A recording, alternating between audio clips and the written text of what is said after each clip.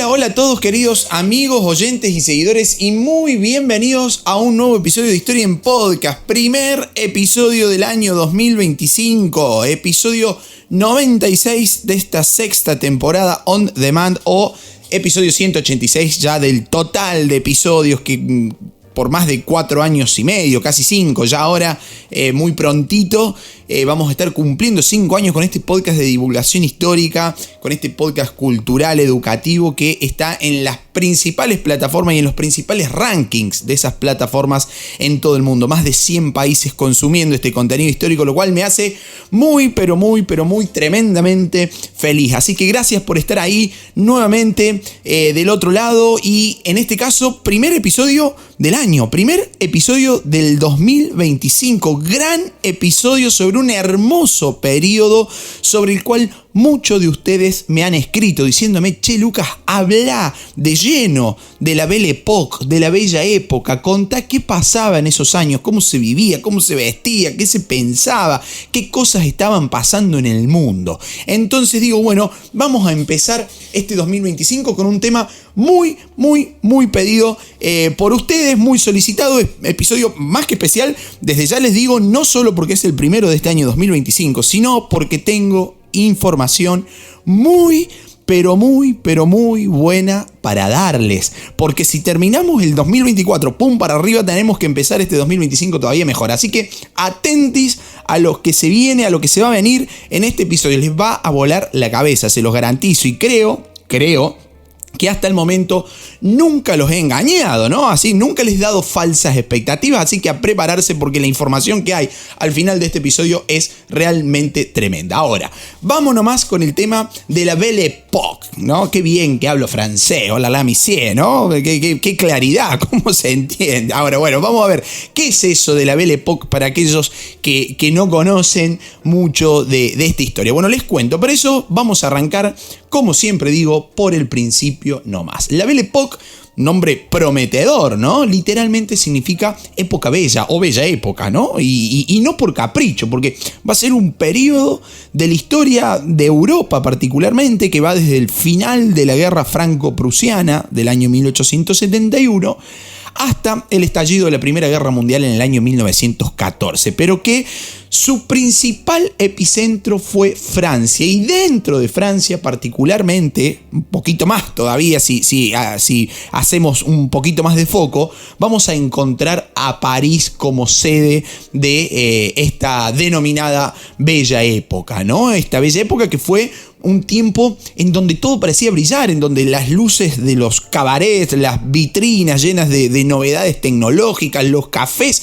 parisinos como evento social, ¿no? Salir a tomar un café para hacer negocios, para charlar, para conocerse, una cita, lo que fuera. Bueno, el café como evento social nace en esta bella época, ¿no? Los inicios del cine, también de la moda moderna y de tantas otras cosas que iremos descubriendo a medida avancemos en este episodio. Pero ojo, que la bella época no solo se queda en Europa, porque vamos a ver que la influencia de este periodo se extendió por muchísimos rincones del mundo, rincones que estaban vinculados obviamente con Occidente, ¿no? Marcando una época en donde los nuevos valores del mundo, en donde la fe ciega en el progreso se van a convertir en algo así como los reyes del baile, ¿no? Son los que mandan, el sistema capitalista está en su mejor momento, no hay conflictos militares latentes o en progreso, se cree esta idea de progreso ilimitado, de que siempre vamos a estar mejor que ayer, que el progreso es lineal,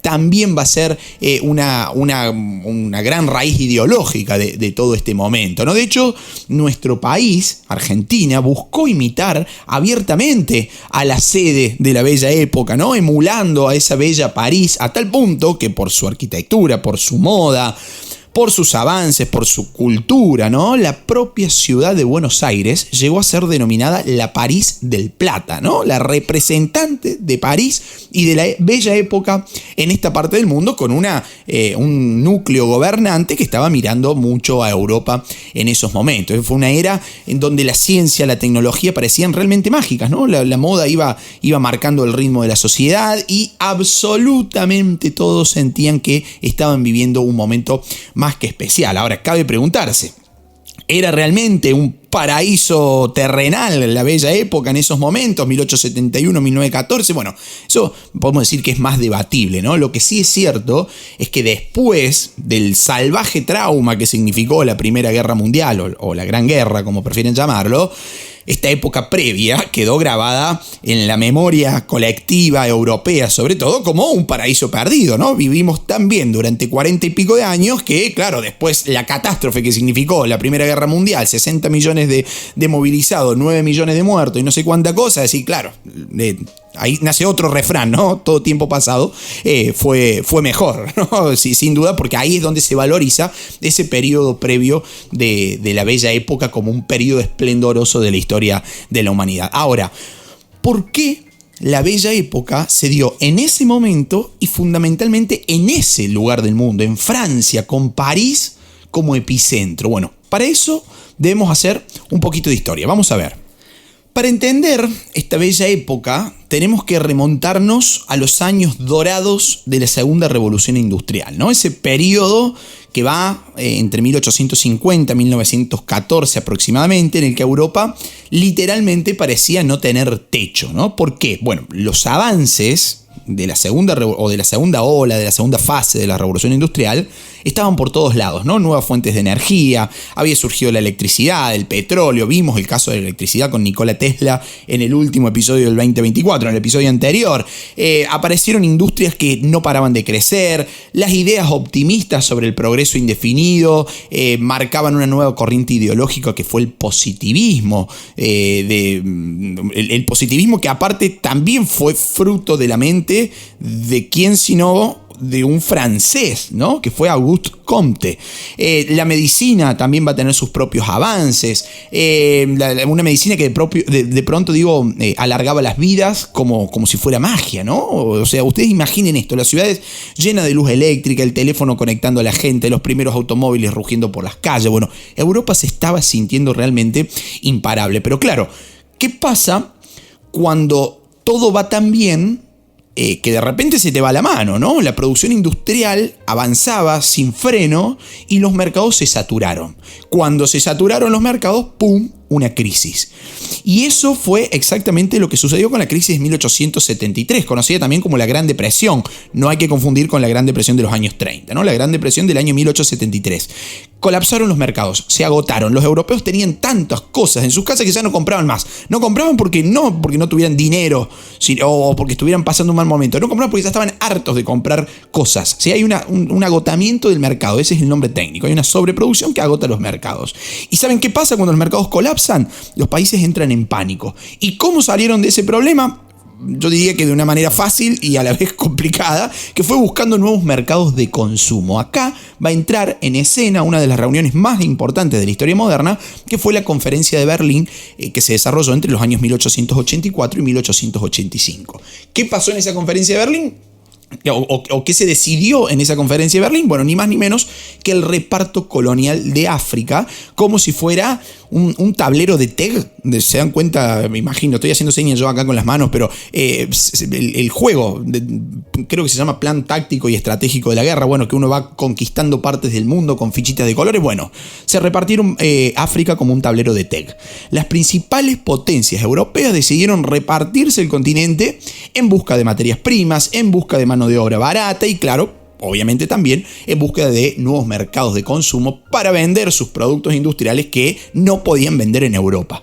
Todo bajo la excusa de llevar la civilización, ¿no? O sea, ahí es donde entra en juego el positivismo, que va a haber 3 estadios de evolución: los salvajes, los bárbaros y los civilizados, y Europa considerándose a sí misma la cumbre de la civilización, dijeron, bueno, nosotros venimos a civilizar el mundo. En realidad, un poco mentira era todo lo que estaba por ahí atrás. No nos vamos a meter ahí ahora. La cuestión es que a ese proceso, iniciado con la Conferencia de Berlín, se lo conoció como el imperialismo. Una etapa que tiene tantas caras como interpretaciones, ¿no? Por ejemplo, vamos a tener al revolucionario ruso Lenin. Para él, el imperialismo era la fase superior del macabro sistema capitalista, ¿no? Una sentencia bastante dura a mi criterio, pero para otros, y acá me incluyo, junto con varios otros historiadores bastante más serios que Lenin, el imperialismo fue la antesala de una época esplendorosa, el surgimiento de la bella época. una época, una etapa, una era en donde Europa literalmente dominaba el mundo y donde el mundo conoció lo mejor de la ciencia moderna, conoció lo mejor de los avances tecnológicos, conoció todo aquello que nos permitieron, todas aquellas cosas que nos permitieron, entre otros tantos puntos, vivir más tiempo, alargar la vida. ¿Sí? O sea, miren si no fue esplendorosa realmente esa época. Ahora, ¿por qué digo que Europa dominaba el mundo? Porque había un esquema económico clarísimo. Europa era el centro, el cerebro, el motor de la economía global. El resto del mundo, América Latina, Asia, África, era la periferia. Esa zona que compraba los productos manufacturados europeos y a cambio vendía los bienes primarios exportables, ¿no? El ejemplo perfecto de esto es el modelo agroexportador en Argentina. Mientras nosotros exportábamos carne y cereales, Europa brillaba con sus trenes eléctricos, sus salones iluminados y nos vendía productos industriales. Y en ese contexto de bonanza económica, de dominio global, es donde surge la Bella Época. ¿Y dónde surge la Bella Época? Especialmente en París, por supuesto, porque aunque la Belle Époque fue un fenómeno europeo, el epicentro siempre fue Francia. Y dentro de Francia, particularmente, la luz que más brillaba era la de París.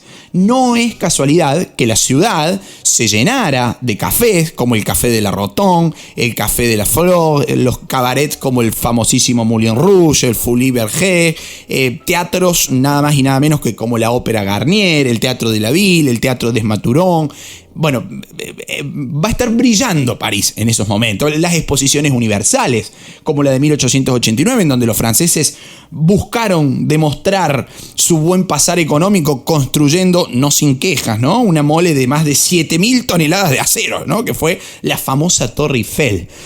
París no solo era el centro cultural de Europa, París era el símbolo de esa época, en época en la que todo parecía posible, todo se podía alcanzar. La fe ciega en la ciencia, en el progreso, en los avances, era lo que guiaba esta época esplendorosa, ¿no? Si les está gustando el episodio hasta acá, aguarden hasta el último, porque la noticia que tengo para darles en este episodio realmente les va a volar la cabeza y espero que colapsen las líneas telefónicas después de esto, colapsen las redes sociales. Pero bueno, al final, aguanten que todavía queda bastante más. Volvemos.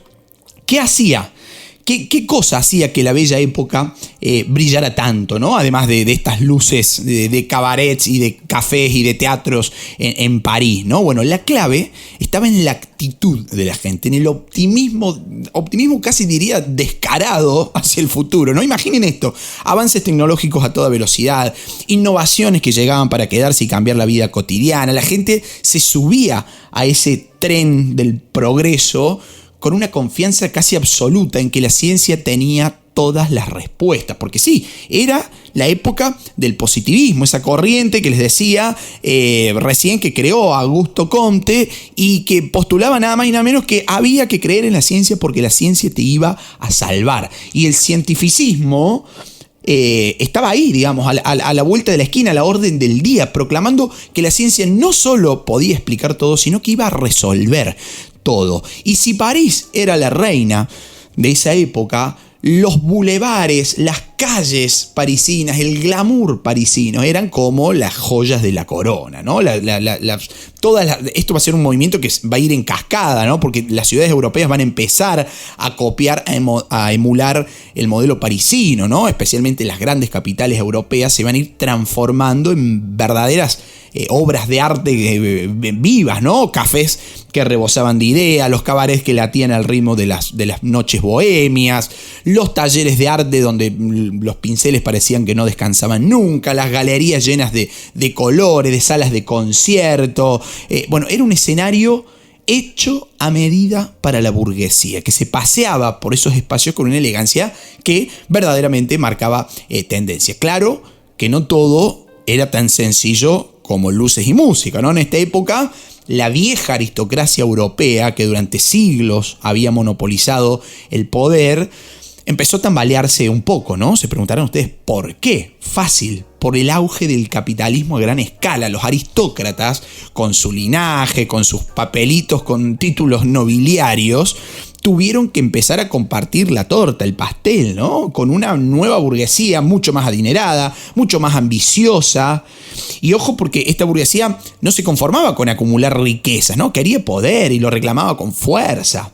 Y fue gracias al músculo financiero que tenía la burguesía que lograron también abrirse paso y conseguir la participación en las decisiones políticas, ¿no? Ahora, ¿qué pasaba fuera de Europa? Bueno, tenemos Estados Unidos. Recién dije que en la periferia era América Latina, África y Asia, pero no hablé de Estados Unidos. En lugares como Estados Unidos, incluso en varios puntos de Latinoamérica también, eran lugares en donde no había una aristocracia de siglos de historia, ¿no? Entonces, el vacío de poder postcolonial lo van a ocupar las élites locales. Esas élites basadas en la industrialización, en el caso de Estados Unidos, o en la producción de materias primas, en la tenencia de tierras, en el caso de Latinoamérica, ¿no? Van a ser esas élites las que empiezan a mover los hilos políticos, desplazando a las viejas élites tradicionales, a los caudillos militares, etcétera, etcétera. En pocas palabras, si no eras parte de la burguesía europea o de estas élites criollas en expansión,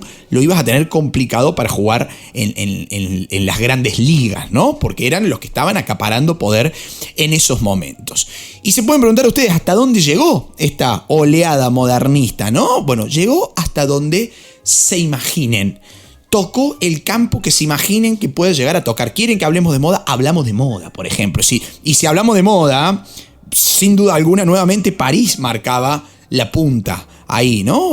Casi como siempre, digamos. Imaginen el epicentro de la elegancia, de la alta costura, con las calles llenas de mujeres que no salían sin su corsé, ¿no? El corsé era el accesorio cotidiano, algo así como la regla no escrita de la moda, ¿no? Pero no se quedaba ahí, las plumas, las pieles exóticas, todo esto, toda esta parafernalia de moda iba ganando protagonismo en los armarios de estas mujeres de alta alcurnia, estas mujeres adineradas, ¿no? París no solo dictaba qué se llevaba, sino que París inventó la alta costura, porque así fue esa idea de que la moda debía cambiar con las estaciones del año. Nació en París, en una París que era el corazón de la Belle Époque, ¿no? ¿Quieren que hablemos de gastronomía, por ejemplo? Hablamos también, porque si hablamos de gastronomía y de París, hay un punto en común que es Maxime Paris.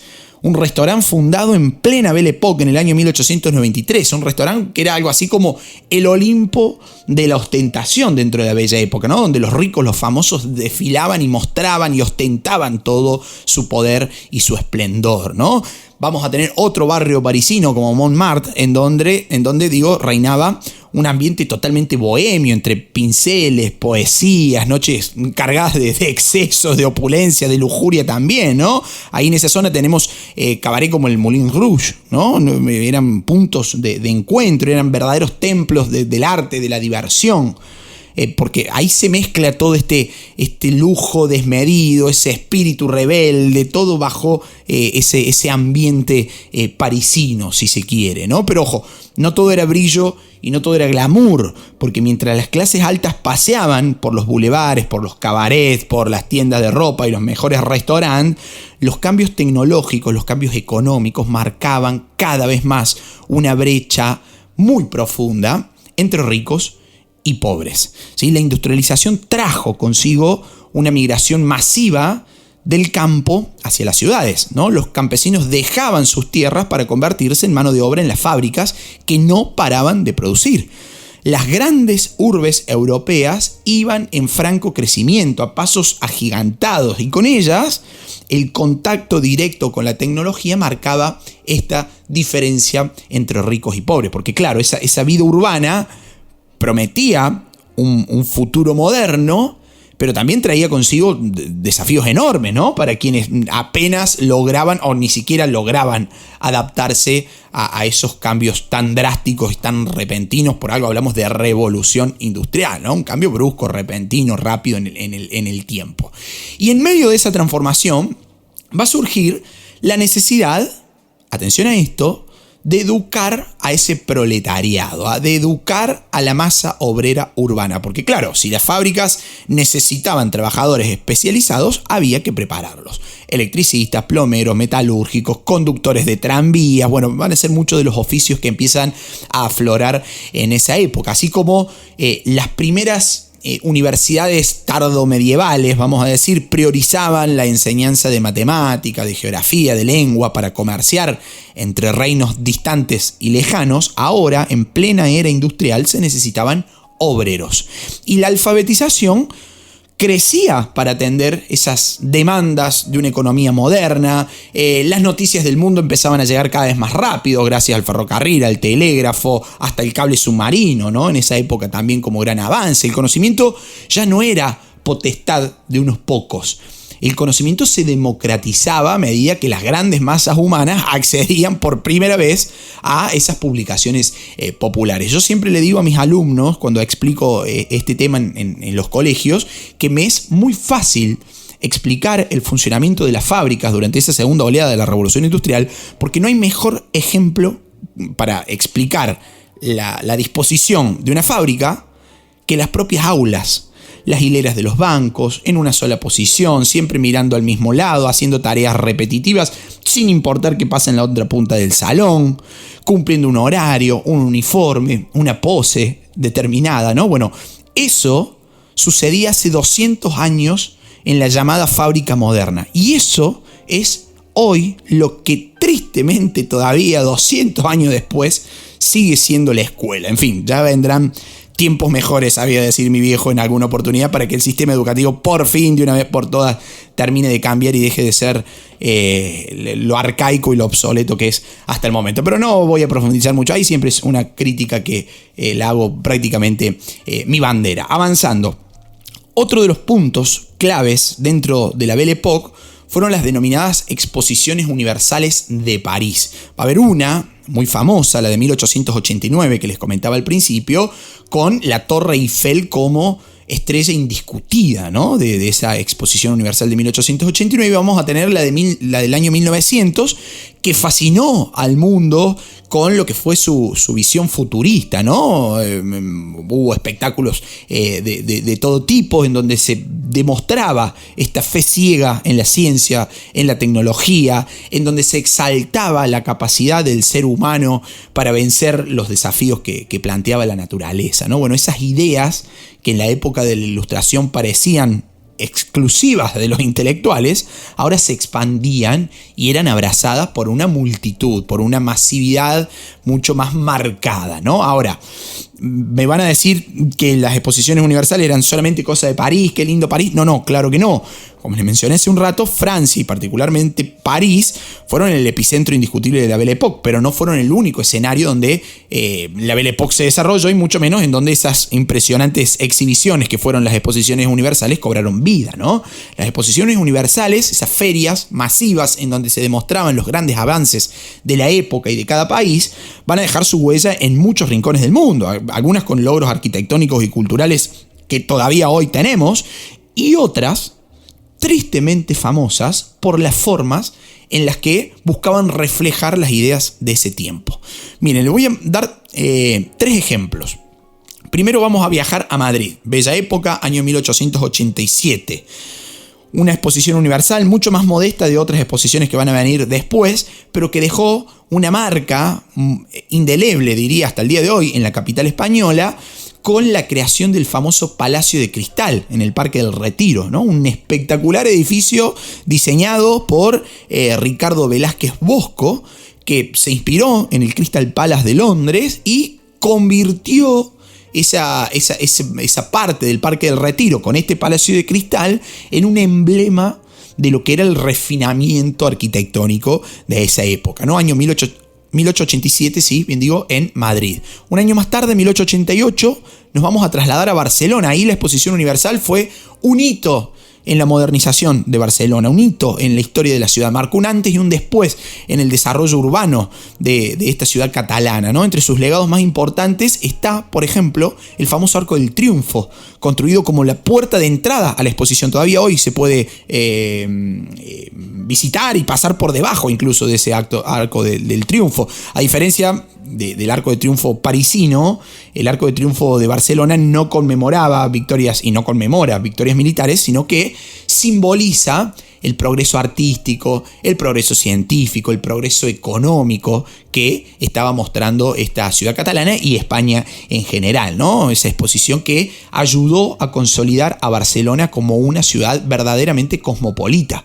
Y se da inicio ahí a una etapa de transformación que la coloca a Barcelona en el mapa de las grandes ciudades europeas. Pero no todo en las exposiciones universales era brillo y glamour, como le dije recién, ¿no? También hay un lado oscuro que se debe mirar de frente cuando se habla de estos temas, ¿no? Y es que esas muestras no solo buscaban exhibir avances tecnológicos y culturales, sino que muchas veces reflejaban los prejuicios de la época y algunas macabras formas de pensar y de actuar que existieron también ahí adentro. Por ejemplo, en la Exposición Universal de Bruselas del año 1958, más de medio siglo después de la Belle Époque, se instaló un famoso, entre comillas, pueblo típico de congoleños traídos desde las colonias belgas, ¿no? Pero no se trataba de un intercambio cultural respetuoso, cuidado, no. Los visitantes iban a ver a este pueblo típico de congoleños que se encontraba tras las rejas de bambú, como si fueran parte de un zoológico, de una muestra. De hecho, se los denominaron zoológicos humanos.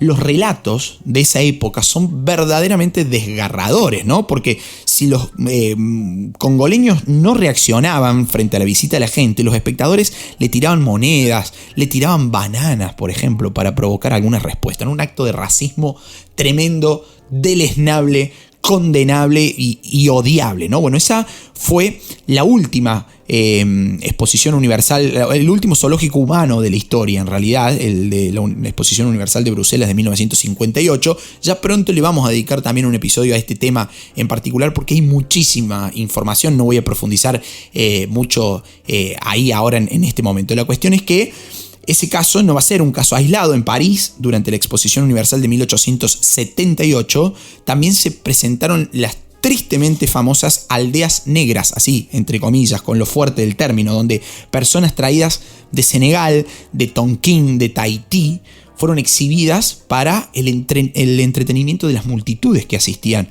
a esa exposición universal, ¿no? Había un pabellón, que era el pabellón holandés, que incluso metió también a un pueblo de Java, donde los nativos realizaban danzas, rituales, como si fueran algo así como, no sé, piezas vivientes dentro de un museo, ¿no? Esto es un recordatorio incómodo, pero necesario, de cómo esas exposiciones universales también reforzaron las ideas colonialistas y racistas de este periodo, ¿no? Porque eso no hay que olvidarlo, e insisto que también hay que mirarlo de frente. Lo cierto es que estas exposiciones universales no solo celebraron los avances de la humanidad durante la Bella Época, sino que también muestran esas sombras de nuestra historia, ¿no? Madrid nos dejó el Palacio de Cristal, Barcelona el Arco del Triunfo, París una Torre Eiffel que todavía hoy nos quita el aliento cuando la vemos de frente y sobre la cual ya vamos a hablar, atentos a lo que viene al final de este episodio. Pero junto a esos legados arquitectónicos quedan episodios que nos llaman a reflexionar, ¿no? Sobre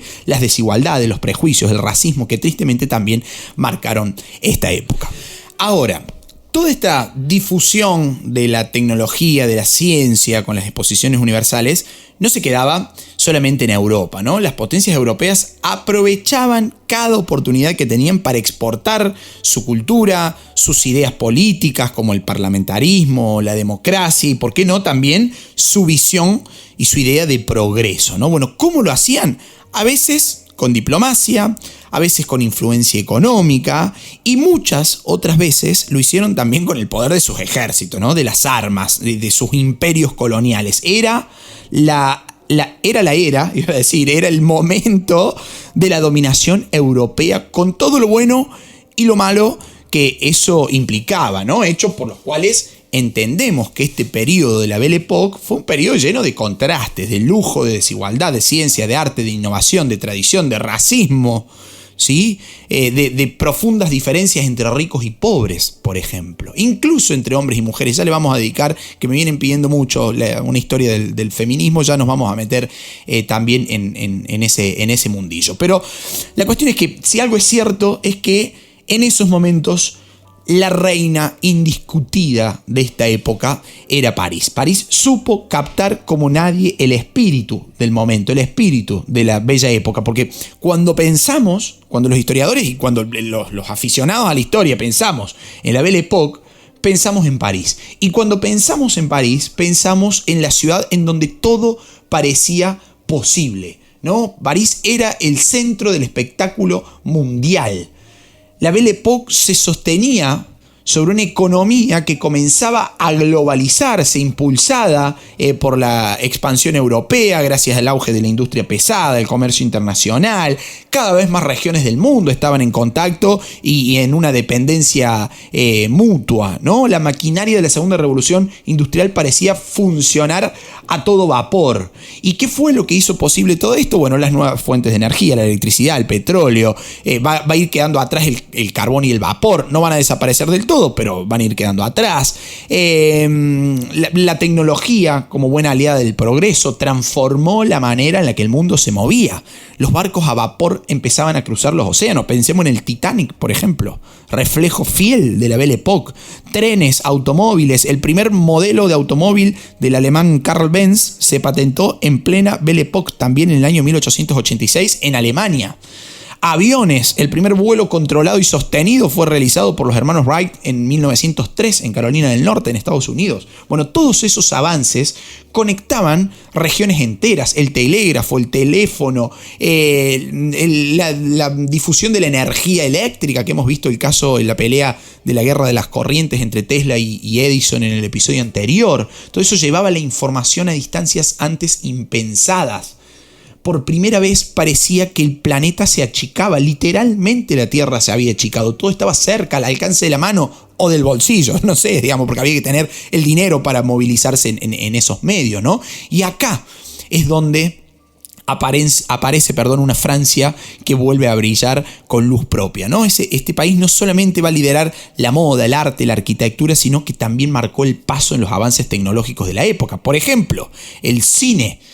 ¿Sabían ustedes que el cine, tal y como lo conocemos hoy, nació en Francia? El cinematógrafo, inventado por Léon Bully y popularizado por los hermanos Lumière, puso en movimiento no solo las imágenes, sino también la imaginación de millones de personas, ¿no? Esos mismos hermanos Lumière llevaron las primeras películas al mundo, abriendo las puertas de un arte que todavía al día de hoy nos sigue maravillando y sigue generando millones y millones, ¿no? Bueno, eso también nace en Francia. Pero no solamente el cine estaba escribiendo su historia en esa época, también lo hizo la medicina. La medicina dio pasos agigantados. Año 1888, Francia inaugura el Instituto Pasteur, un centro de investigación en microbiología que revolucionó la lucha contra las enfermedades infecciosas, ¿no? Se van a ir descubriendo también con el tiempo los rayos X, la radiactividad, todas cuestiones que iban abriendo las puertas para el diagnóstico y para el tratamiento médico. El mundo iba saliendo de la oscuridad en la Belle Époque, ¿no? Era una época en la que la ciencia no solo respondía a las preguntas, sino que también alimentaba los sueños, la esperanza de vivir más tiempo. ¿Quién no quiere vivir más tiempo? Y la Belle Époque cumplió en gran medida esas expectativas. Y si hablamos de Belle Époque, no podemos ignorar el arte, el verdadero latido del corazón de esta época, ¿no? Fue un periodo en el que no solo va a florecer el arte, sino que también rompió moldes, se reinventó. Las corrientes artísticas se reinventaron con cada pincelada, con cada nota musical, con cada palabra. Ya hablamos del cine, que también es considerado el séptimo arte, ¿no? Pero hay mucho más. A finales del siglo XIX, por ejemplo, los nuevos movimientos artísticos comenzaron a desafiar las viejas reglas del arte, ¿no? El modernismo, con su búsqueda de la belleza en cada línea, en cada detalle. El impresionismo, capturando la luz, los momentos efímeros. El simbolismo, que buscaba ahí explorar los misterios del alma, de la imaginación y qué sé yo cuánta cosa, ¿no? El simbolismo va a coincidir con el auge también del cartelismo, ¿no? E incluso un cartelismo que va a ir vinculado a los primeros pasos del cine, de la radio.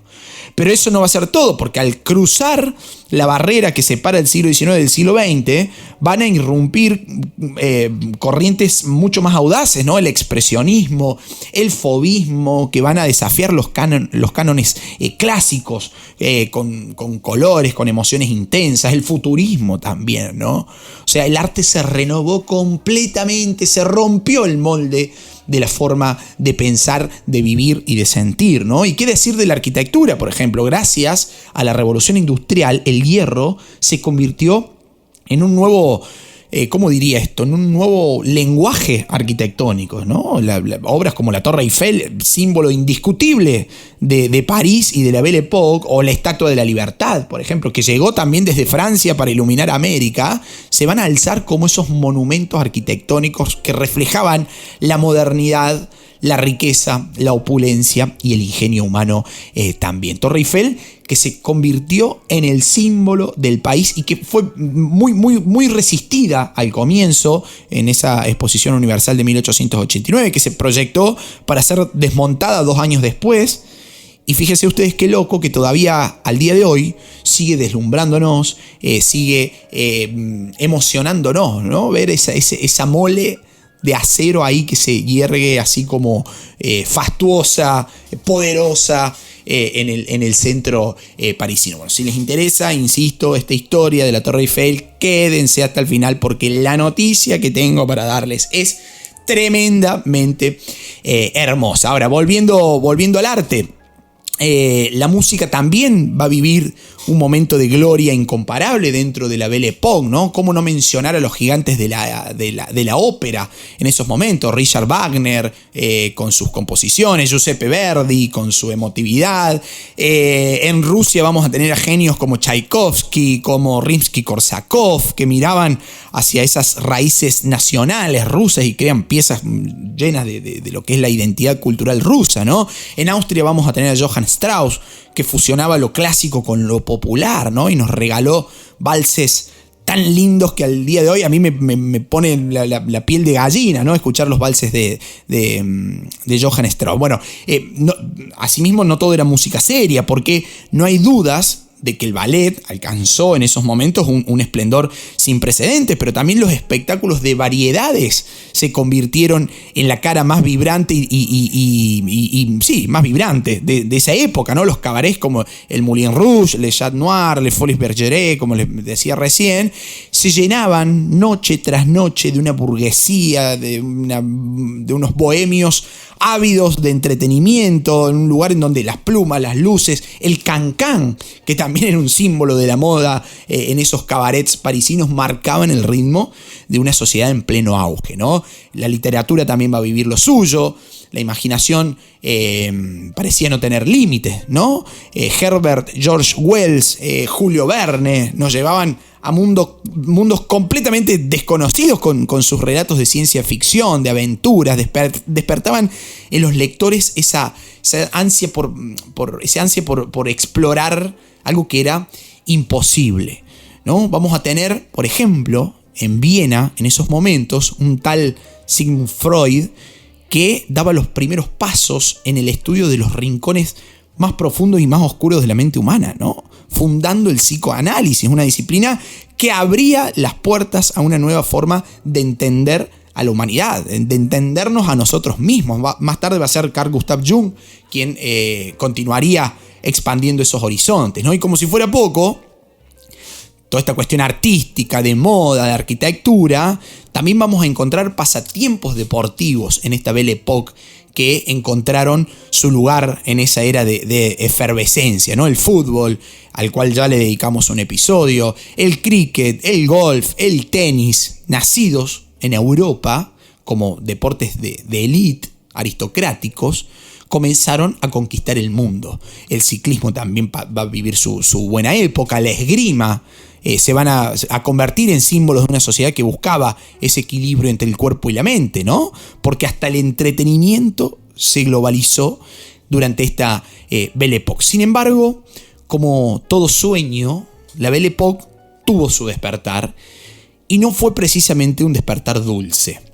Algunos historiadores sugieren que el comienzo del fin llegó, escuchen bien con qué, con el naufragio del Titanic en el año 1912. Un símbolo, el Titanic, de la arrogancia humana frente a la tecnología, ¿no? Ese barco insumergible que finalmente sucumbió en las aguas heladas del Atlántico Norte, ¿no? Y que dejó una cicatriz muy, muy profunda en esa fe desmedida que existía en el progreso, ¿no? Ya le vamos a dedicar también un episodio al Titanic. Paciencia, que hay historia para rato, y cuando les cuente la buena nueva de este 2025, ya ahora, acá a la vueltita de la esquina, porque ya estamos llegando al final de este episodio, van a decir, pucha, che, qué grande y qué hermoso se ha vuelto esto de Historia en Podcast, ¿no? Cuántas nuevas puertas que se abren en torno a la historia. La cuestión es que si algo terminó por apagar el esplendor de la Belle Époque, fue el rugido de los cañones en el año 1914.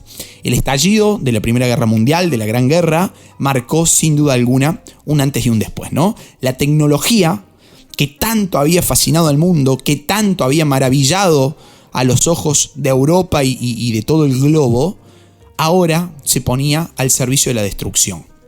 ¿Sí? Una guerra del hombre contra el hombre.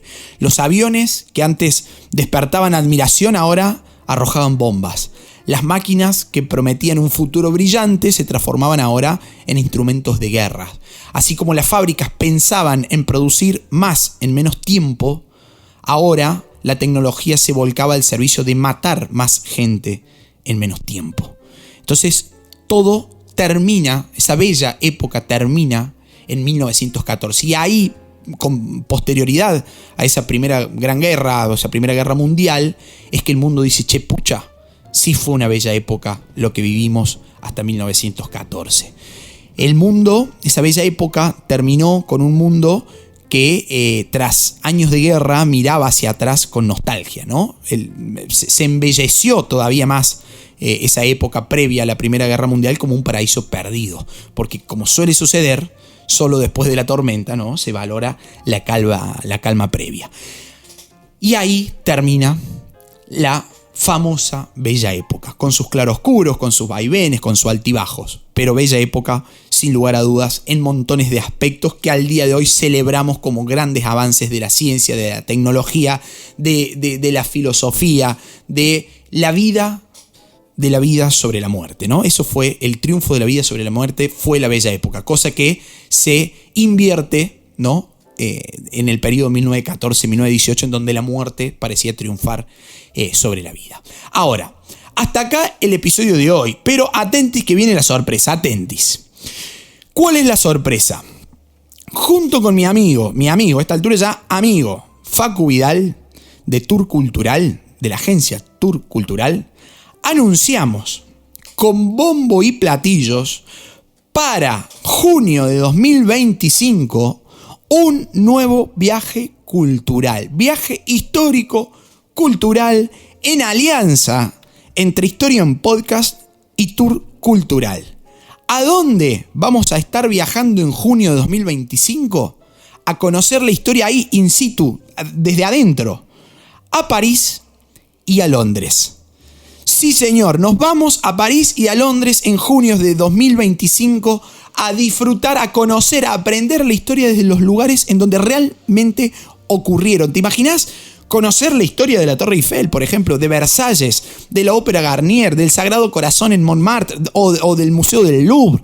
O charlar de historia mientras recorremos los jardines de Luxemburgo en París. O por qué no conocer la historia de Enrique VIII desde la propia Londres, ¿no? La abadía de Westminster, el Big Ben, disfrutar del pasado desde el Trafalgar Square o la Catedral de St. Paul. Bueno, todo eso va a ser posible gracias a Historia en Podcast y a Tour Cultural de Facu Vidal. Junio de 2025, allá iremos. Tour histórico cultural por París y Londres. Nos vamos a estar yendo ahora, 1 de febrero de 2025, a Italia, a recorrer Venecia, Milán, Florencia y Roma. 13 días, all inclusive, a disfrutar de la historia en esos museos asilo abiertos que hay en Italia. Bueno, lo vamos a hacer en junio también y no te quedes con ganas de ir. Consultanos. ¿Cómo nos podés consultar? Entrá al link de este episodio que te va a llevar a mi página web, historienpodcast.com.ar. Ahí vas a encontrar el banner promocional de este viaje. Vas a hacer clic en recibir información, completás un formulario y te contactamos. O te contacta Facu o te contacto yo personalmente. Nadie más que nosotros dos te va a contactar y te damos absolutamente toda la información para saber qué se viene en este gran 2025 que tenemos por frente. Así que no duden en sumarse a esta comunidad hermosa que es Historia en Podcast, en nuestras redes sociales, en nuestro Instagram, nuestro Facebook, ahora también en Twitter, abrimos un Twitter. Así que en nuestros cursos, en nuestra academia, que se van a venir grandes novedades también. Y prepárense, porque el 2025 es un año de grandes novedades para Historia en Podcast. Hoy, en este primer episodio del año, fue la primera gran novedad, pero atentis que va a venir mucho más. Queridos amigos, oyentes y seguidores, será hasta un próximo encuentro cuando la historia nos vuelva a reunir. Chau, muchas gracias.